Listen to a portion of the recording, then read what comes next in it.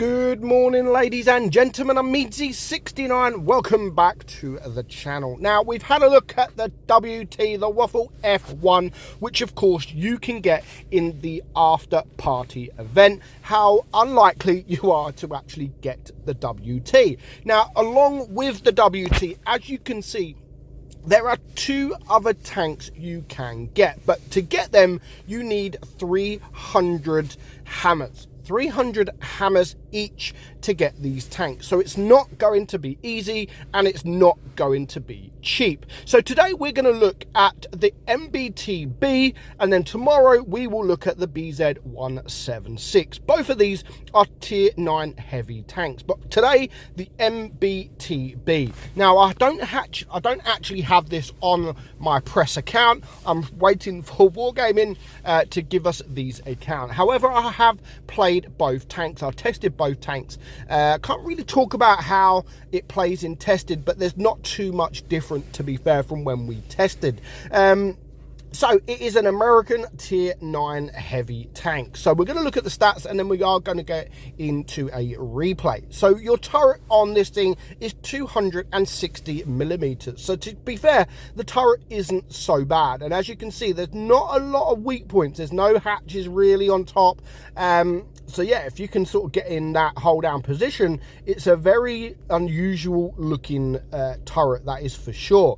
And you can actually get that quite strong, to be fair. Your hull is 160 millimeters, and then your DPM is 1797. So actually very, very low DPM. Now it is a auto reloader, so each you have 2 shells and you have a 4-second reload in between each shell. So your shell 1 is 13.28 seconds, which is actually you shoot the second time, the second round, and shell 2 is 9 seconds. So you got 9, you shoot 9 seconds, and then you've also got your 4-second intra clip as well. So 13 seconds reload if you just want to use the 1 shell.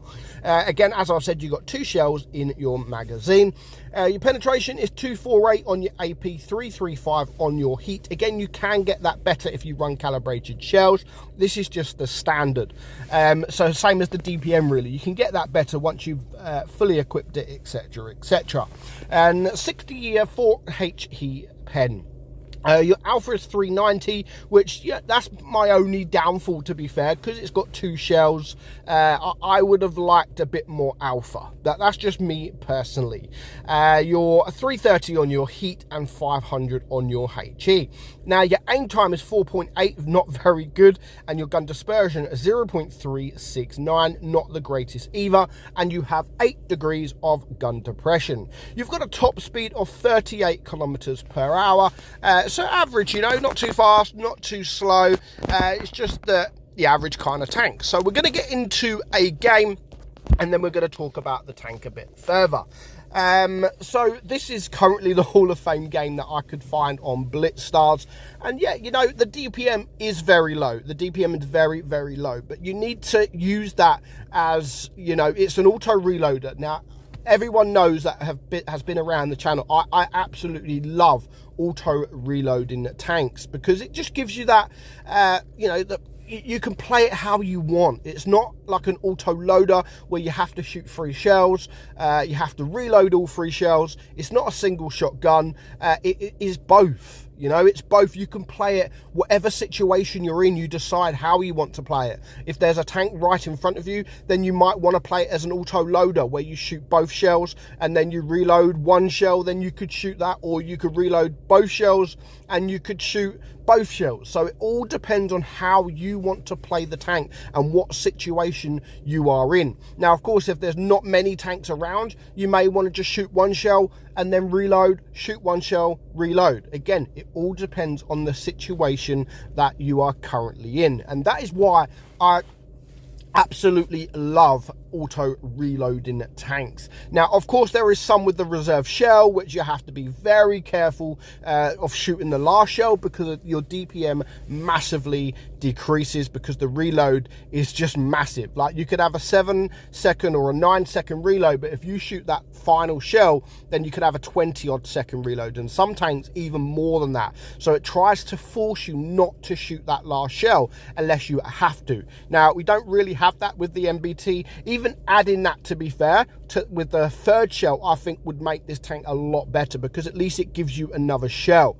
With the alpha that this tank has got, I do think it would be nice for another shell, whether that would be a reserve shell, reverse shell, reserve shell, whatever. I don't know, but you know, I don't really like the auto reloaders when you've only got 2 shells. That's just my preference, you know. That I don't really like that too much. But at least it's not a 2-shot auto loader where you have to shoot both shells. At least it does have the auto reloader, so you can decide what you want to do. Now, again, with the money that you're going to have to pay to get 300 hammers for this tank, is it really worth it? Definitely not. No, I would personally wait a few months, wait for it to come back, because I wouldn't want to have to spend so much money on a tank that's, you know, it's not, I'm not saying it's a bad tank by any means. I think it's actually a decent tank. The armor, I think, could be a little bit better maybe on the whole, but then again, the turret armor is pretty solid if you can get that yourself in that position. So as you can see, our guy is just getting completely ripped apart, but he has managed to take care of that Progetto to leave it now a 5 versus 4, and now he is a 1-shot. So he's already done 3.3k damage. You know, he's already done his job. Now, is he going to reload both shells? No, he's not. And again, that is what I would always say to people that is driving an auto reloader. You know, don't always think that you have to reload both shells. Again, look at the situation you are in, because if this guy would have waited to reload that second shell, then the shot he originally took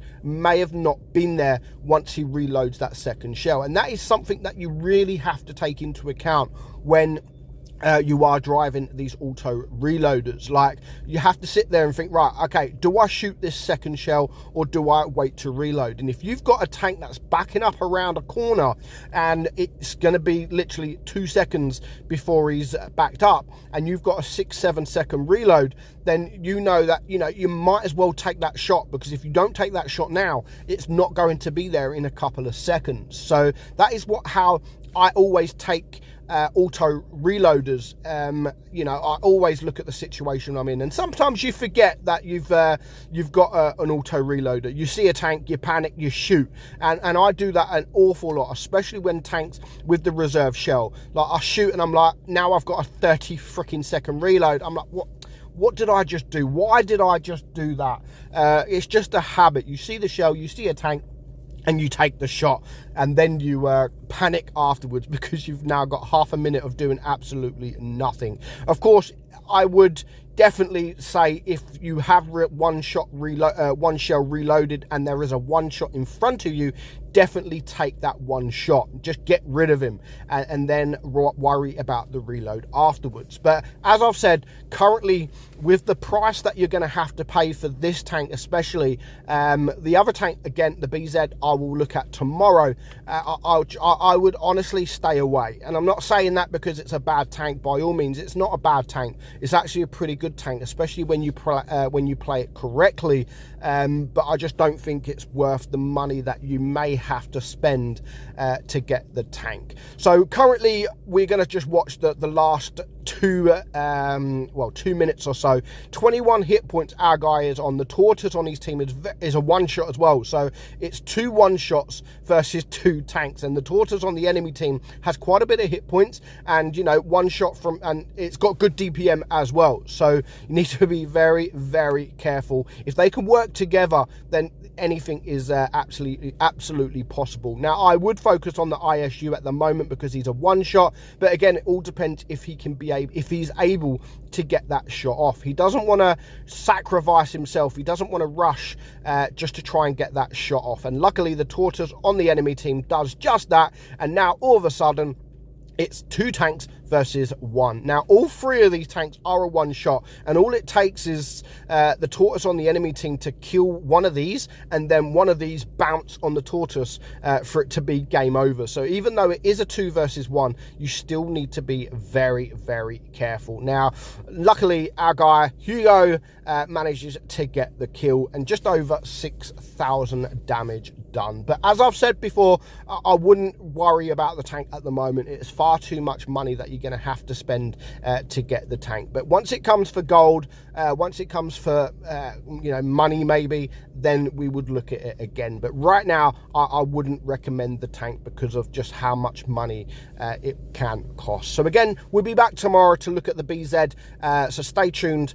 Well done to Hugo. I mean, a complete carry from him and that BZ58 too. Very, very well played. But for now, hope you enjoyed today's video, guys. I'm meadsy69, and I'll catch you all soon. Bye bye.